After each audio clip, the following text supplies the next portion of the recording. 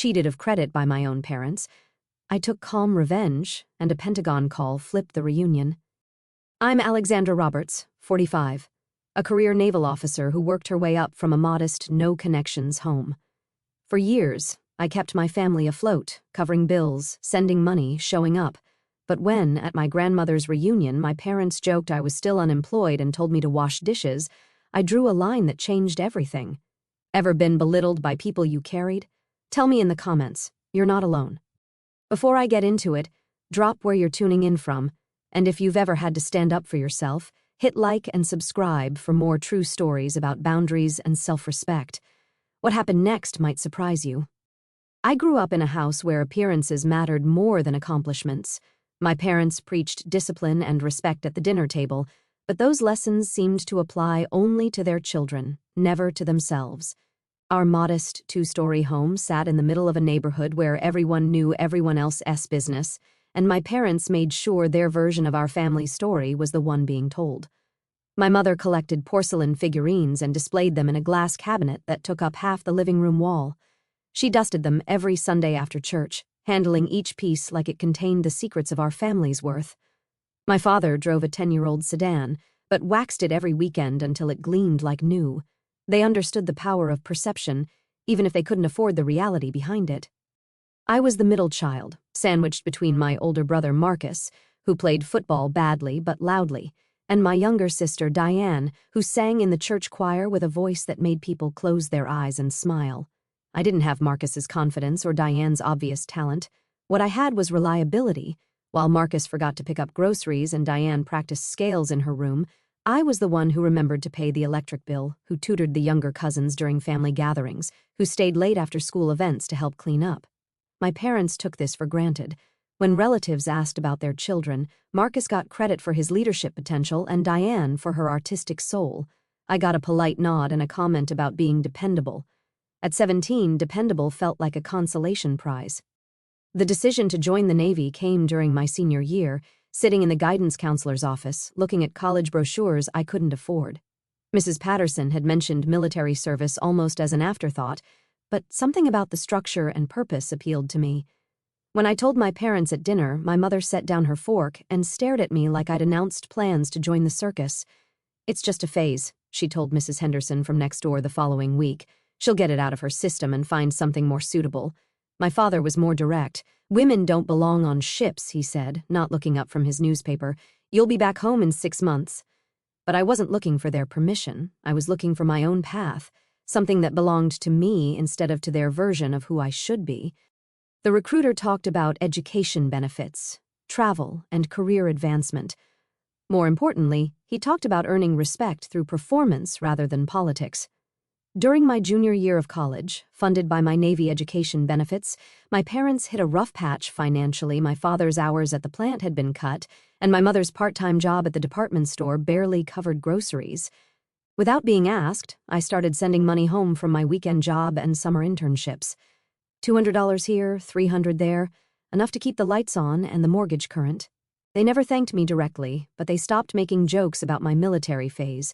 When I graduated with honors and received my commission, my mother actually smiled during the ceremony. My father shook my hand afterward and said, "Not bad, kid." For them, it was practically a parade. My first deployment took me to the Mediterranean for 8 months.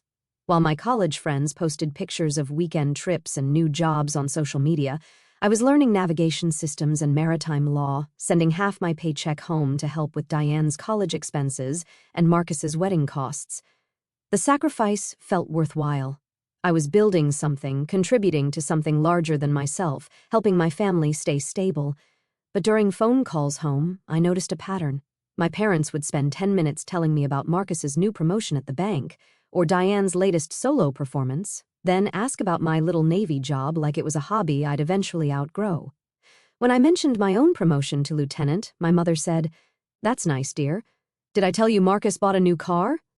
The imbalance became more obvious during my rare visits home.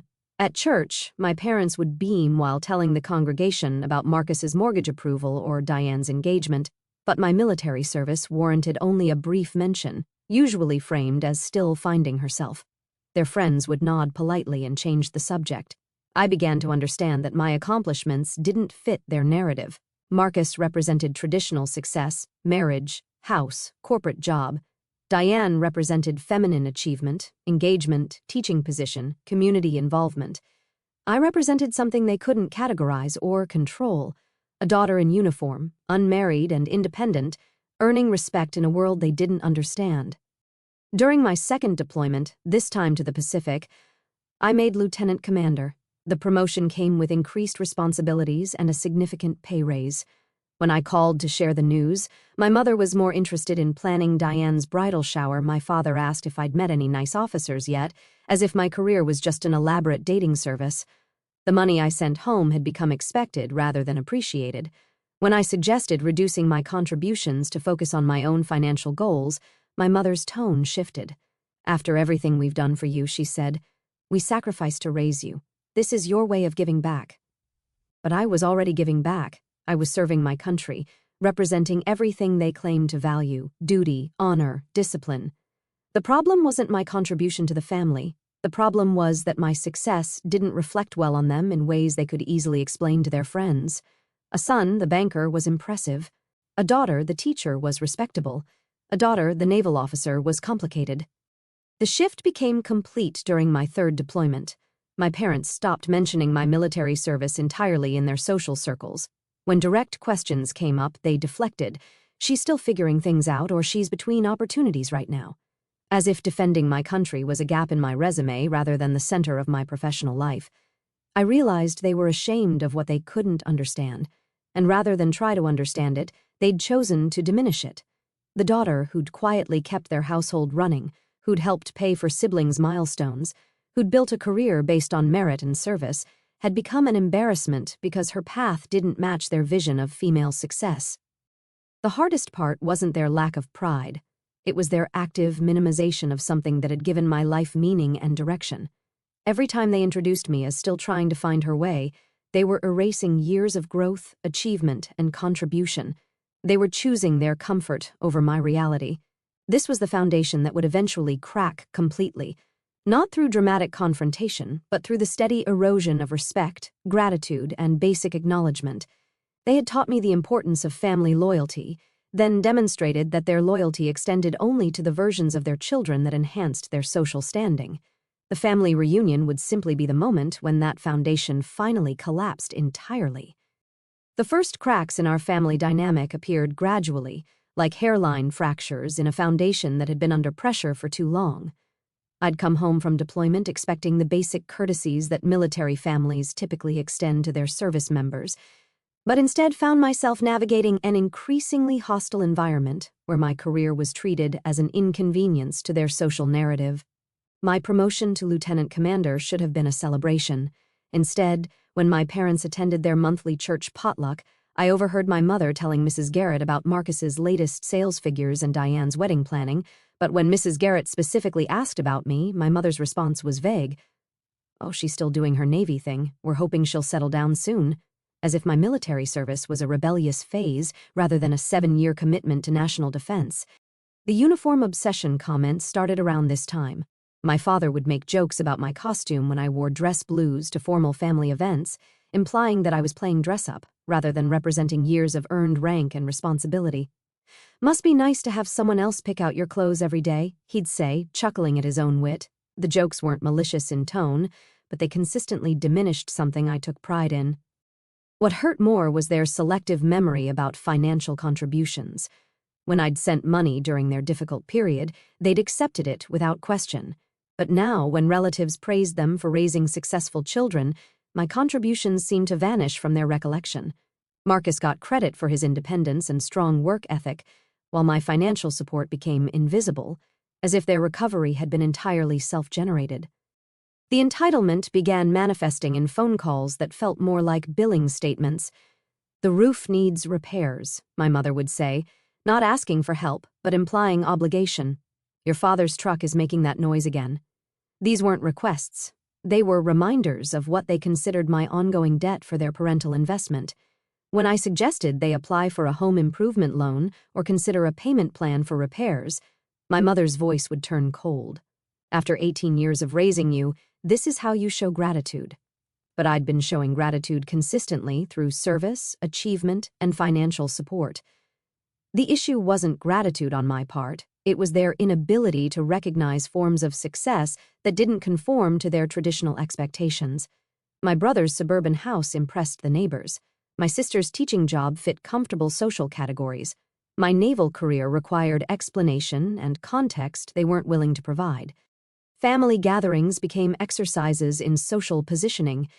At my cousin Jennifer's birthday party, I watched my parents migrate toward the relatives with newer cars and larger homes, presenting themselves as peers rather than acknowledging the financial struggles I'd helped them navigate. When Uncle Robert asked about my recent assignment to a joint task force, my parents exchanged glances and my father changed the subject to Marcus's pending promotion to assistant manager. The extended family began reflecting these attitudes back to me. Conversations that used to include questions about my travels and experiences shifted toward gentle suggestions about alternative careers. "Have you thought about teaching?" Aunt Linda asked during Easter dinner. "With your discipline and organization skills, you'd be wonderful with children."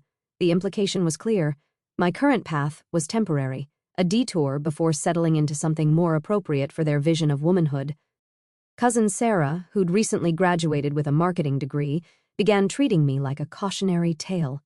"I can't imagine being away from home so much," she'd say with performative sympathy. "Don't you want to start a family? Time's not standing still." These comments, delivered with concerned smiles, carried the family's collective judgment about my choices. The most painful moments came during celebrations of others' achievements. When Marcus bought his first house, my parents hosted a dinner party and invited the extended family to tour the property and toast his success. When Diane got engaged, they threw a surprise party and spent weeks planning every detail. When I received my promotion to commander, the acknowledgement was a brief phone call and a suggestion that I not mention it too much at the upcoming family barbecue because it might make others feel uncomfortable. This pattern of selective celebration sent a clear message. Achievements that enhanced the family's social standing deserved recognition and support, while achievements that complicated their narrative should be minimized or hidden. My military service had become an embarrassment they tolerated rather than a contribution they valued. The undermining reached a peak during my cousin Michael's graduation party. I'd flown in during a brief leave period, arriving tired but wanting to support family. During the congratulations speeches, various relatives praised Michael's accomplishment and bright future. When someone mentioned that I'd also achieved significant milestones recently, my mother quickly redirected. "Let's focus on Michael today. This is his moment." The implicit message was that my accomplishments were inappropriate to mention, even in passing during a family celebration. Later that evening, I overheard my parents talking with my aunt and uncle on the back porch. "She's always away," my mother was saying. "What kind of life is that for a woman? No husband, no children, just moving from base to base. We're worried she's missing out on what really matters." My father added, "All that education and training, and for what? To take orders from people she's never met." Standing in the kitchen, listening to them discuss my life like it was a failed experiment, I felt something fundamental shift. They weren't concerned about my happiness or fulfillment. They were concerned about their ability to explain my choices to their social circle. My independence threatened their narrative of successful parenting, and rather than expand their definition of success, they'd chosen to diminish my achievements. The realization was crushing but clarifying. For years, I'd been trying to earn their respect and recognition while they'd been systematically undermining both. They'd trained their extended family to view my career as a phase, my independence as selfishness, and my service as an obstacle to real success. This was the foundation of resentment and disappointment that would make the family reunion not just personally painful, but publicly humiliating. They weren't just failing to support me, they were actively working against my reputation within our family circle. The reunion would be the culmination of years of this systematic undermining, the moment when their narrative would be presented to the entire extended family as established fact. The betrayal wasn't a single moment of cruelty. It was years of accumulated dismissal, disguised as concern but functioning as control. The family reunion was planned as a celebration of my grandmother's 80th birthday, bringing together relatives I hadn't seen in years. I'd requested leave specifically for this event, flying cross-country during a brief break between assignments. The venue was my Uncle Robert's farm in Virginia, with its sprawling lawn perfect for the large gathering my grandmother had always dreamed of hosting. I arrived Saturday morning to find the party already in full swing. Cousins were catching up over coffee. Children ran between the adults, and the smell of barbecue filled the air. My grandmother hugged me tightly, her face lighting up with genuine pride. "My granddaughter, the commander," she whispered in my ear. "I tell everyone about you." Her words were a brief warmth before I rejoined the larger family dynamic. The atmosphere was festive and comfortable, the kind of gathering where people naturally fell into familiar roles and conversations. I found myself talking with cousin Jennifer about her new job in marketing, listening to Uncle Paul describe his recent fishing trip, and watching my young nephews play touch football with characteristic family competitiveness. These were the moments that reminded me why family mattered despite the complications. As the afternoon progressed, people began sharing updates about careers, relationships, and accomplishments. Marcus announced his recent promotion to regional sales manager, earning applause and congratulations from the gathered relatives. Diane shared news about her upcoming marriage and the house she and her fiancé had just purchased. The mood was celebratory, supportive, and inclusive. When the conversation naturally turned to me, I felt the familiar tension but hoped that surrounded by extended family, my parents might show a different side of their attitude toward my career. Instead, what happened next would replay in my memory for years.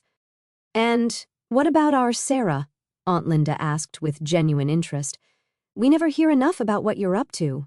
My mother's response came with a smile that didn't reach her eyes. "Oh, she's still unemployed," she said, her tone carrying just enough amusement to signal that this was meant to be funny rather than cruel. The word still implied this was an ongoing situation rather than a mischaracterization of active military service. The comment landed like a stone in still water, creating ripples of confused silence. Several relatives looked puzzled, knowing that I was obviously employed by the United States Navy. But before anyone could ask for clarification, my father jumped in with his own contribution. "Maybe she can wash dishes for once," he added, grinning at his own joke. "Lord knows she never helped with them at home." This was completely false. I'd been responsible for kitchen cleanup throughout high school, but it served to reinforce the image of me as lazy and unhelpful. The room erupted in laughter. Not the uncomfortable laughter of people unsure whether something was funny, but genuine amusement from relatives who had been primed by years of my parents' subtle undermining to see me as the family disappointment. Cousin Michael chuckled and shook his head. Aunt Patricia covered her mouth, trying to stifle her giggling. Even Jennifer, who'd been friendly moments before, smiled and looked away. I stood there in the center of their amusement, holding a plastic cup of sweet tea, feeling the blood drain from my face. 7 years of military service, multiple deployments, leadership responsibilities, and financial contributions to my family's stability had been reduced to a punchline about unemployment and dishwashing. Everything I'd accomplished, every sacrifice I'd made, every moment of pride in my service had been erased by 2 sentences delivered with perfect comedic timing. The worst part wasn't the humiliation itself. It was the realization that this moment had been orchestrated. My parents hadn't spontaneously decided to mock me in front of the entire extended family. They'd been building toward this for years, conditioning relatives to see me as a failure so that when the moment came, everyone would laugh along instead of questioning the cruelty. What made the betrayal complete was the audience's participation. These were people who'd known me since childhood, who'd watched me grow up, who should have recognized the disconnect between my parents' characterization and my obvious accomplishments. Instead, they laughed because my parents had given them permission to laugh, had framed me as the acceptable target for family humor. I couldn't defend myself without seeming defensive. I couldn't explain my actual career without appearing to boast or contradict the family narrative that had just been established. I couldn't even leave the conversation gracefully without confirming their implication that I couldn't handle criticism or jokes. So I stood there silent while the laughter continued around me.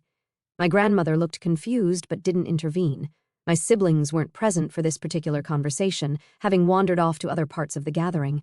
The relatives who might have questioned the characterization were either too polite to contradict their hosts or genuinely believed what they'd heard. The conversation moved on to other topics, but the damage was done.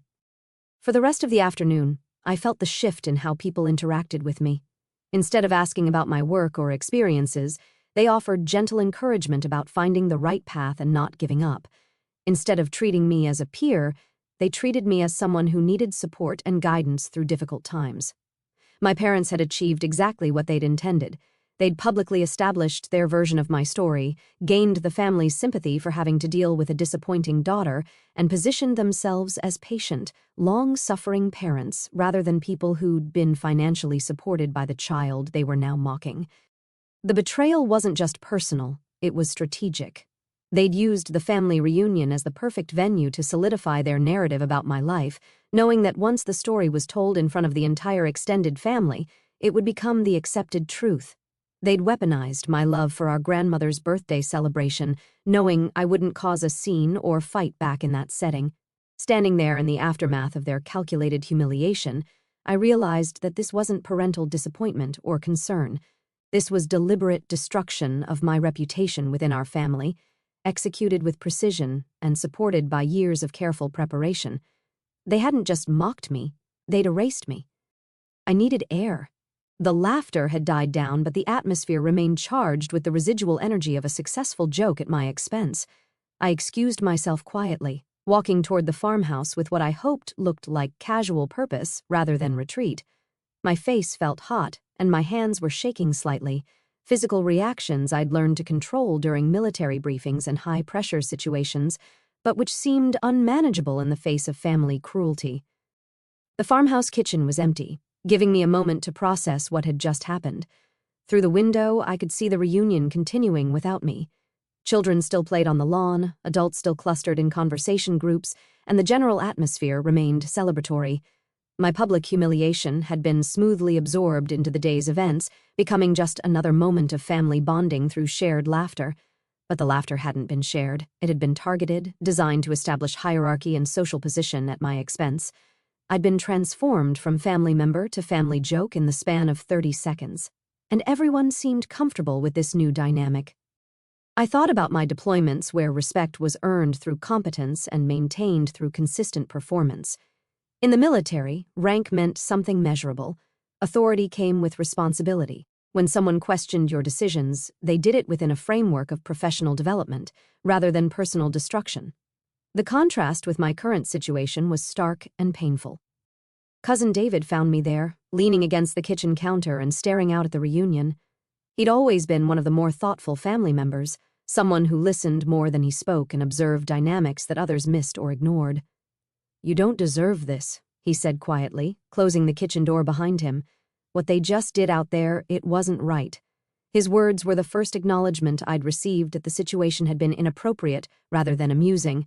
The relief of having someone recognize the cruelty was overwhelming, but it also highlighted how isolated I'd become within my own family.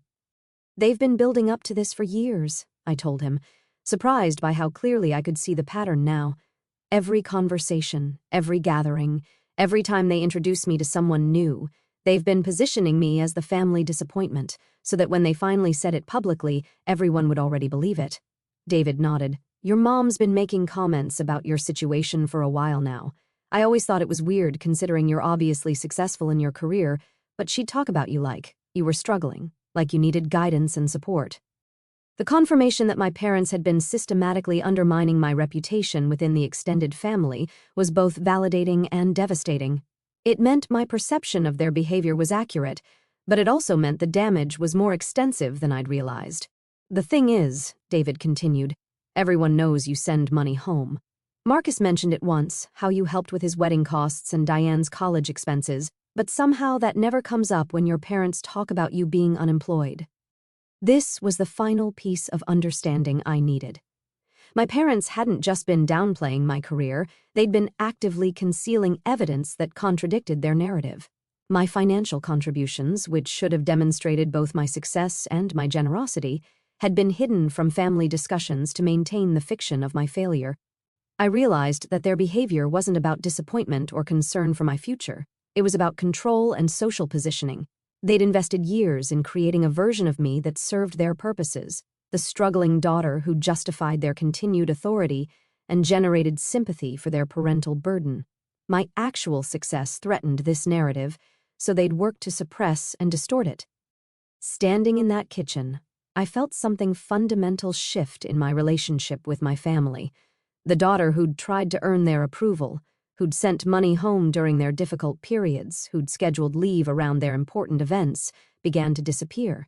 In her place was someone who understood that approval earned through diminishing yourself isn't approval at all. It's exploitation disguised as affection. The reunion continued outside, but I was no longer the same person who arrived that morning hoping for family connection and acceptance. I'd learned something crucial about the difference between family loyalty and family abuse, between supporting relatives and enabling their cruelty. I wasn't angry yet. Anger would come later. In that moment, I felt something more powerful and permanent: clarity. For the first time in years, I could see my family's behavior without the filtering lens of hope and obligation. They'd shown me exactly who they were and what they thought of me. The question now was what I intended to do with that knowledge. The sound that cut through the reunion chatter wasn't immediately identifiable. At first, it seemed like distant thunder, but the sky was clear and blue. Then it grew louder, more rhythmic, unmistakably mechanical, the distinctive whump-whump-whump of rotor blades approaching. I heard the conversations outside beginning to pause, voices trailing off as people looked up to locate the source of the growing noise. Through the kitchen window, I watched relatives crane their necks toward the sky, hands shading their eyes against the afternoon sun. The helicopter appeared over the tree line, military green with official markings, flying low and purposeful. It wasn't the casual flyover of a training exercise or the distant passage of aircraft traveling to somewhere else. This helicopter was heading directly toward us. I felt my pulse quicken, not with anxiety, but with recognition. Navy helicopters had been part of my daily environment for years, but seeing one here in this pastoral family setting created a surreal disconnection between my two worlds. Whatever was happening, it was official enough to warrant direct contact during my approved leave. The aircraft circled once before settling into a landing approach on the largest open section of Uncle Robert's lawn about 100 yards from the main gathering. The rotor wash sent napkins flying and forced people to hold down loose clothing. But rather than scattering, in annoyance, the family clustered together to watch this unexpected arrival. I walked out of the farmhouse and toward the landing zone, my military training automatically taking over. When a helicopter finds you during personal time, it's never social. This was either an emergency requiring my specific expertise or a critical change in my assignment status that couldn't wait for normal communication channels. The engine noise made conversation impossible as the aircraft settled onto the grass. Through the cockpit, I could see two pilots in flight suits, their faces serious and professional. In the passenger compartment, a figure in dress uniform was already preparing to disembark.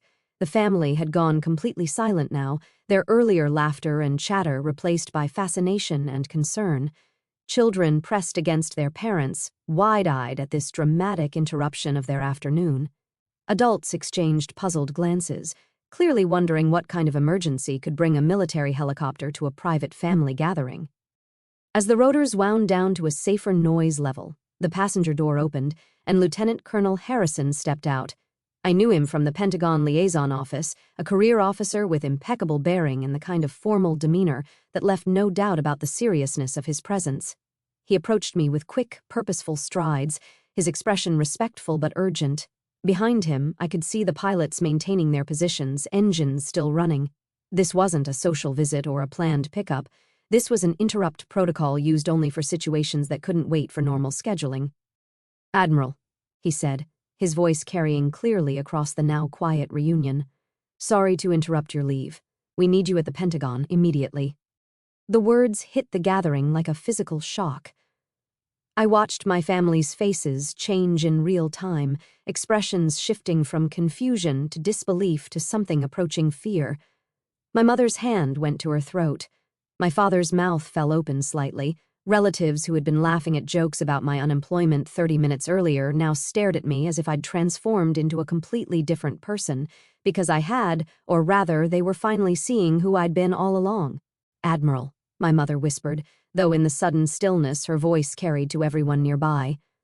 Lieutenant Colonel Harrison waited for my response, but his presence and formal address had already communicated everything necessary.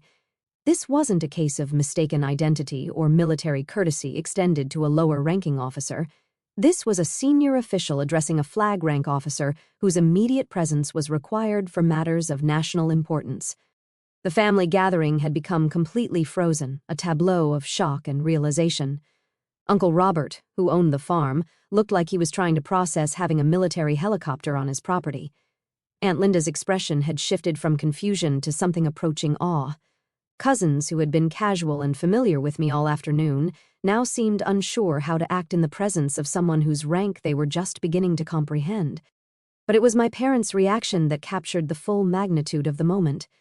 The smug confidence they displayed during their public humiliation of me had evaporated completely. My father's face had gone pale, and he seemed unable to close his mouth. My mother kept looking between me and the helicopter as if she couldn't make the connection between the daughter she just mocked and the officer being summoned to the Pentagon. "Yes, sir," I replied to Lieutenant Colonel Harrison, my voice automatically taking on the crisp professionalism that had become second nature over years of military service. "What's the situation?" "Details in transit, Admiral. We have a helicopter standing by to take you directly to Andrews, then a flight to Washington. This is Priority Alpha." Priority Alpha meant national security level importance. It meant my expertise was needed for something that couldn't be delegated or delayed. It meant that while my family had been treating me like an unemployed failure, my actual career had positioned me as someone whose knowledge and judgment were considered essential to military operations at the highest level. The silence that followed was absolute. Even the children had stopped moving, sensing the gravity of the situation without understanding its details. In the space of 2 minutes, the family reunion's entire dynamic had been inverted. The daughter who had been dismissed and humiliated was now revealed as someone whose responsibilities extended far beyond anything they had imagined. I looked around at their faces one more time, seeing years of dismissal and mockery being replaced by shock and something that might have been embarrassment. They were finally seeing me clearly, not through the lens of their expectations and social concerns, but as the person I had actually become through years of service and sacrifice. "I'll need 5 minutes to collect my things," I told Lieutenant Colonel Harrison. "Of course, Admiral." As I walked back toward the farmhouse to grab my overnight bag, I could feel the weight of their stares following me. Behind me, I heard the first whispered conversations beginning, relatives starting to process what they had just witnessed and what it meant about everything they thought they knew about me. The reunion was over, at least for me, but more than that, their version of who I was had ended permanently. The walk to collect my belongings felt like moving through a different world than the one I'd inhabited 30 minutes earlier. Family members stepped aside as I passed, not with the casual courtesy of relatives making room, but with the formal deference people showed to authority they don't fully understand, but instinctively recognize. I could hear fragments of whispered conversations as I moved through the gathering. "Did he say Admiral? That's a really high rank, isn't it? I thought she was just..." The questions multiplied behind me, but I was no longer part of their speculation. I had become someone they realized they didn't know at all. In Uncle Robert's guest room, I packed my overnight bag with the efficient motions that had become automatic through years of rapid deployments. The irony wasn't lost on me. I'd taken leave specifically to attend this family celebration to maintain connections and show support for my grandmother's birthday. Instead, I was leaving to handle responsibilities that my family had never bothered to understand or acknowledge. When I returned to the main gathering, Lieutenant Colonel Harrison was standing at a respectful distance from the family groups, but his presence had created a bubble of formal atmosphere that affected everyone nearby. Children whispered instead of shouting, adults spoke in subdued tones, and the casual energy of the reunion had been replaced by something more careful and conscious. My grandmother approached me, her 80-year-old frame still carrying the dignity that had always made her the family's emotional center.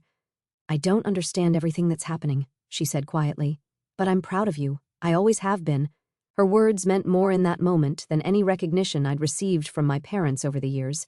She represented the family's capacity for unconditional support, something that had been notably absent from my parents' approach to my career and choices. As I hugged her goodbye, I could see my parents standing together near the barbecue pit, their faces showing a mixture of confusion and what looked like dawning comprehension. They were beginning to understand that their version of my story, the unemployed daughter, the family disappointment, the subject of jokes about dishwashing, had been not just wrong, but spectacularly wrong. The helicopter's rotors were already beginning to spin up as I approached, Lieutenant Colonel Harrison walking beside me with the natural coordination that comes from years of military operations. The family had gathered at a respectful distance to watch the departure, but their earlier casual familiarity had been replaced by something more formal and uncertain. My mother took a few steps toward me, her face showing the kind of expression people wear when they're trying to process information that doesn't fit their existing understanding. "Sarah," she called, having to raise her voice over the increasing rotor noise. We didn't know, but there was no time for the conversation that statement might have led to, and I wasn't sure I was ready for it anyway. The helicopter was on Priority Alpha protocols, which meant personal considerations took second place to operational requirements. "Ma'am," Lieutenant Colonel Harrison said to me, gesturing toward the aircraft. I climbed into the passenger compartment, my movements automatic, despite the surreal nature of the situation. As I strapped in, I could see my family through the window, still standing in their loose cluster, watching this departure that none of them had anticipated or understood. The helicopter lifted off smoothly, and I watched the reunion shrink below us, Uncle Robert's farm becoming a patch of green, the family becoming a small group of figures, their individual faces no longer distinguishable. In the space of minutes, I had transitioned from family member to military officer, from the butt of their jokes to someone whose expertise was needed at the Pentagon. But the transition felt less like a dramatic transformation and more like a return to my actual identity. The person who had stood silently while being mocked about unemployment was the anomaly. The officer being flown to Washington for national security consultations was who I had been all along. As we flew toward Andrews Air Force Base, I thought about the family I was leaving behind. They would spend the rest of the reunion trying to reconcile the daughter they thought they knew with the admiral who had just been summoned to the Pentagon. They would replay conversations and comments from previous gatherings, looking for clues they had missed or ignored. They would ask each other questions about my career that they should have asked me years ago. Most importantly, they would have to confront the fact that while they had been treating me as a failure, I had been serving at levels of responsibility and authority that none of them had imagined. The unemployed daughter they had mocked was actually someone whose professional judgment was considered essential to military operations at the highest levels of government. The helicopter banked east toward Washington, carrying me back to the world where my contributions were valued and my expertise was respected. Behind us, the family reunion continued, but it was no longer the same gathering. In the space of 10 minutes, their understanding of one of their own had been completely overturned. The silence that had fallen over the gathering when Lieutenant Colonel Harrison called me Admiral was still echoing in my memory. It was the sound of assumptions crumbling, of narratives being forced to confront reality, of a family finally seeing what they had chosen to overlook for years. But I was no longer concerned with their reaction or their process of understanding. The helicopter was taking me toward responsibilities that mattered more than family politics, toward work that had meaning beyond social positioning and domestic drama. For the first time in years, I felt like myself again. The aftermath of the helicopter departure created a vacuum of understanding that my family struggled to fill. According to David, who called me weeks later, the remaining hours of the reunion were dominated by confused conversations and uncomfortable realizations. Relatives who had laughed at jokes about my unemployment now found themselves trying to explain to their own children why they had participated in mocking someone of such obvious importance. My parents, he told me, had become almost invisible for the remainder of the gathering. They'd retreated to quiet corners, avoiding the questions and looks that followed them wherever they went. Uncle Robert had approached my father to ask about my actual rank and responsibilities, but my father had no answers to give. He genuinely didn't know what I did for the military beyond the vague notion that I worked on ships. The questions multiplied throughout the afternoon. How long has she been an admiral? What kind of work does she do at the Pentagon? Why didn't anyone mention this before? My parents found themselves unable to provide basic information about their own daughter's career, a fact that became increasingly obvious and embarrassing as the day progressed. Aunt Linda had pulled my mother aside to express confusion about the earlier jokes. "I don't understand," she'd said. "If Sarah's an admiral, how is she unemployed?" My mother's response, according to David's account, was a stammering attempt to explain that they'd been concerned about my personal life rather than my professional success. But the explanation satisfied no one, least of all my mother herself. The revelation had destroyed more than their immediate social standing at the reunion. It had exposed years of either deliberate deception or willful ignorance about my life and career. Relatives began remembering conversations where my parents had downplayed my accomplishments, dismissed my contributions, or redirected attention away from my achievements. The pattern became impossible to ignore once people started looking for it. My parents' struggle wasn't just about embarrassment, it was about the complete collapse of their authority within the family dynamic. They had positioned themselves as the wise, concerned parents of a disappointing daughter. Now they appeared as either liars who had deliberately misrepresented me or as remarkably uninformed about their own child's life. Neither option reflected well on their judgment or credibility. The extended family's reaction was more complex than simple embarrassment. Some relatives, like David, felt genuine regret about their participation in the earlier mockery. Others seemed angry about being misled, feeling that my parents had used them as unwitting participants in a campaign of diminishment.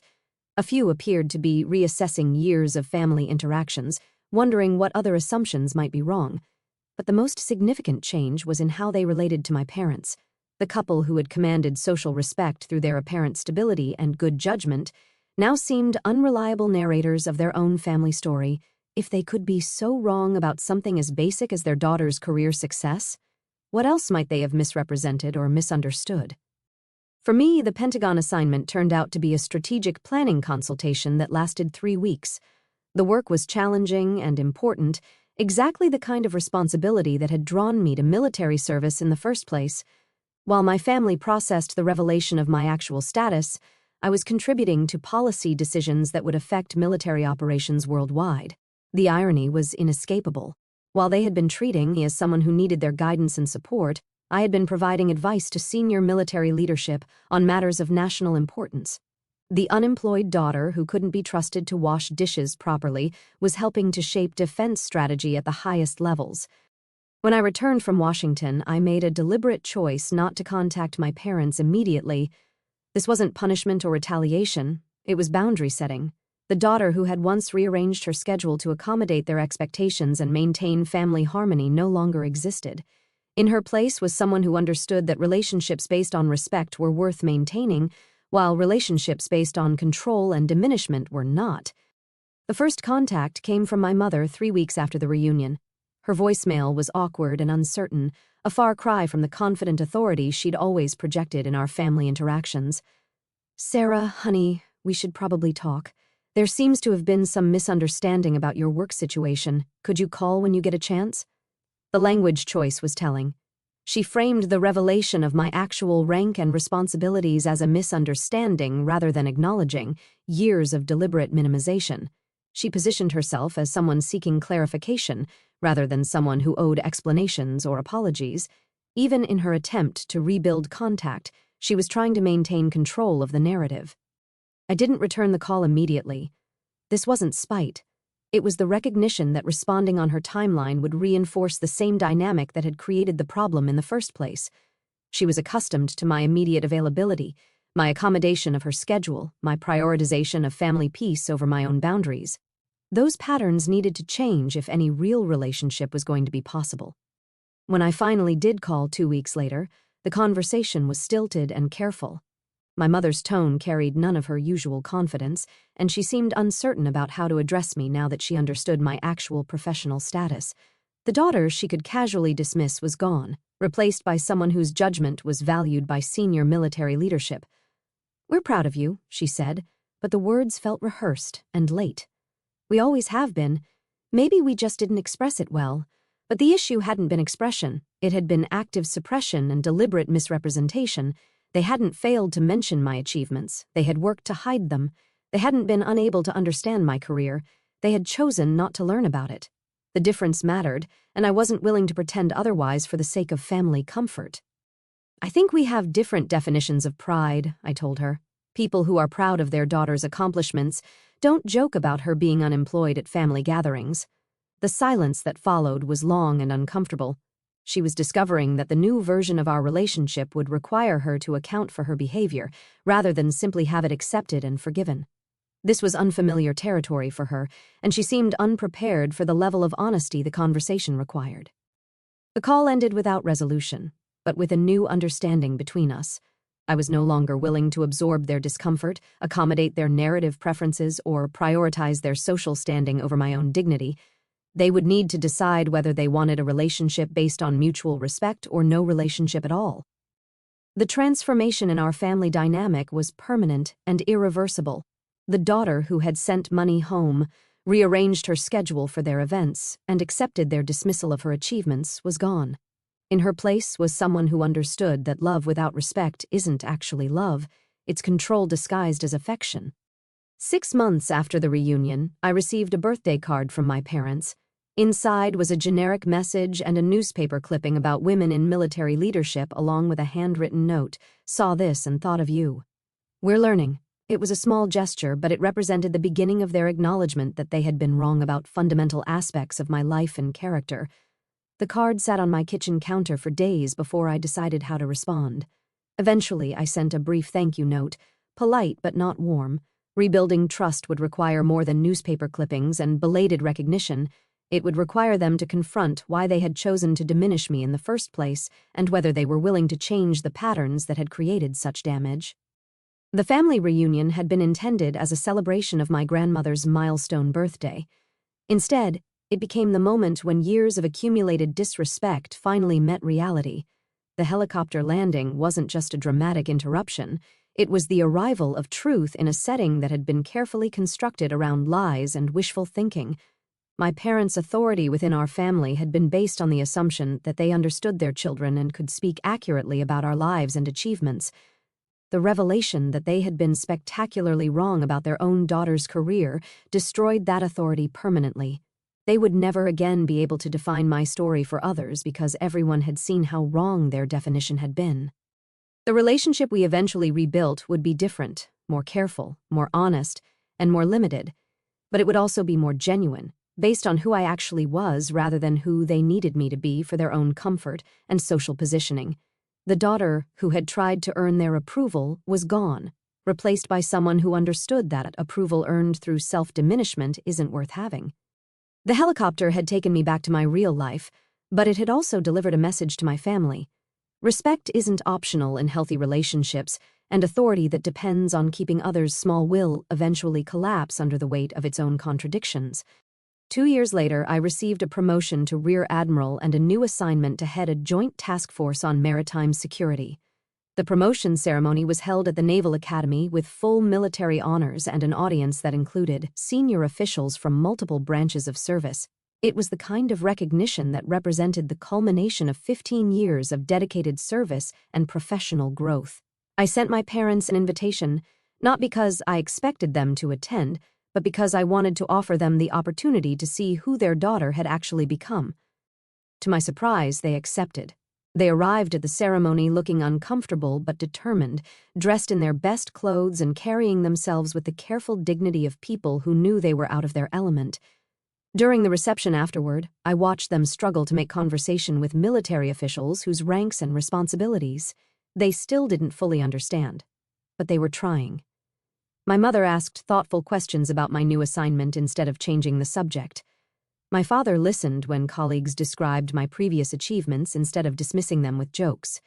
They were learning to be proud of something they had never bothered to understand, and while the effort was late, it was genuine. The conversation we had afterward was the most honest we'd shared in years. They acknowledged that they had been wrong about my career, wrong about my contributions to the family, and wrong about their approach to our relationship. We didn't know how to be proud of something we couldn't explain to our friends, my mother admitted. Your brother's job made sense to us. Your sister's life looked like what we expected, but you were doing things we couldn't categorize or understand, so we tried to make you fit our expectations instead of expanding them. It was the closest thing to an apology I would ever receive, and it was enough. Not because it erased the damage they had caused, but because it represented their acknowledgement of responsibility and their commitment to change. The relationship we rebuilt was smaller than what we'd had before, but it was more authentic. They no longer tried to control my narrative or diminish my achievements to fit their comfort level. I no longer sent money home or rearranged my schedule to accommodate their expectations. We met as adults with separate lives rather than as parents and child locked in patterns of obligation and resentment. My career continued to advance, taking me to assignments around the world and responsibilities that required expertise my family would never fully comprehend. But they stopped trying to minimize what they couldn't understand and they started trusting that my choices had wisdom even when they couldn't see it. The extended family dynamic had changed permanently as well. Relatives who had participated in mocking me now treated me with a combination of respect and embarrassment. Some, like David, became closer friends once the family hierarchy had been disrupted. Others maintained polite distance, perhaps uncomfortable with the reminder of their own poor judgment. The reunion story became family legend, told and retold at subsequent gatherings with varying degrees of accuracy and interpretation. In some versions, I was the hero who had been wronged and vindicated. In others, I was the family member who had been too secretive about her success. But in all versions, it marked the moment when assumptions were challenged and relationships were forced to become more honest. My grandmother, who lived for 3 more years after that birthday celebration, became one of my strongest supporters. She made it clear that she had always been proud of my service, and she began introducing me to her friends at church as my granddaughter, the Admiral. Her pride was simple and unconditional, uncontaminated by social expectations or personal agendas. When she passed away, I was granted emergency leave to attend her funeral and serve as one of the pallbearers. My parents watched with what looked like genuine pride as I performed the military honors for her service, and afterward, my mother said quietly, "She always knew who you really were." The years following the reunion taught me that justice doesn't always come through confrontation or revenge. Sometimes it comes through the simple persistence of truth, which eventually becomes impossible to ignore or suppress. My parents' narrative about my life had collapsed not because I fought it, but because reality finally overwhelmed their ability to maintain the fiction. The daughter who had stood silently while being mocked at the family reunion was gone, replaced by someone who understood that demanding respect isn't aggressive, it's necessary. The woman who had tried to earn love through self-diminishment had learned that relationships requiring such sacrifice aren't worth maintaining. I found fulfillment in work that mattered, in colleagues who valued competence over politics, and in a life built around service rather than social expectations. The approval I had once sought from parents who couldn't see my worth became irrelevant compared to the respect I earned from people who understood the value of my contributions. The helicopter that had landed at the family reunion hadn't just taken me to an important assignment, it had carried me back to my authentic self. The woman who climbed aboard that aircraft was the same person I had been all along before family expectations and social pressures had convinced me to make myself smaller for their comfort. The best revenge wasn't anger or retaliation. It was standing tall on my own terms when the world finally saw who I really was. It was the quiet satisfaction of knowing that while others had tried to define my worth through their limitations, I had built a life based on my own capabilities and values. The family reunion had been intended to celebrate my grandmother's 80th birthday. Instead, it became the day I stopped allowing other people's inability to understand my life to diminish my sense of its value. The laughter that had echoed across Uncle Robert's farm was eventually replaced by silence, then by the more complicated but honest conversations that real relationships require. In the end, the helicopter landing wasn't just dramatic vindication. It was the arrival of truth in a place that had been sustained by comfortable lies. And truth, once it arrives, changes everything permanently. The lasting impact of that afternoon extended far beyond my immediate family. Word of the reunion incident spread through our extended network, reaching family friends, church members, and community acquaintances who had heard my parents' version of my story over the years. The dramatic contrast between their narrative and reality created ripple effects that took months to fully manifest. Mrs. Henderson, our longtime neighbor, approached my mother at the grocery store weeks later with questions that revealed how extensively my parents had misrepresented my situation. "I'm so confused," she said. "You always talked about Sarah struggling to find her place, but my nephew looked up her military record online and says she's one of the youngest admirals in recent history. How does that work?" My mother found herself unable to explain the contradiction without admitting to years of deliberate minimization.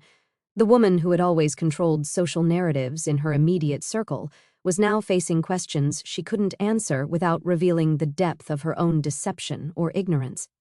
Similar conversations multiplied throughout their social sphere. Church members who had been praying for my employment situation based on my parents' requests now wondered why they had been misinformed about something so basic.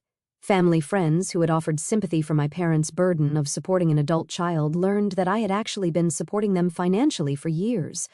The revelation forced my parents to confront not just their relationship with me, but their relationship with truth itself. They had become so invested in their version of my story that they had lost track of reality. The daughter they described to others bore no resemblance to the person I had actually become, and maintaining that fiction had required increasingly elaborate mental gymnastics. My father's reaction was perhaps the most telling. During our first phone conversation after the reunion, he said something that revealed the core of his struggle.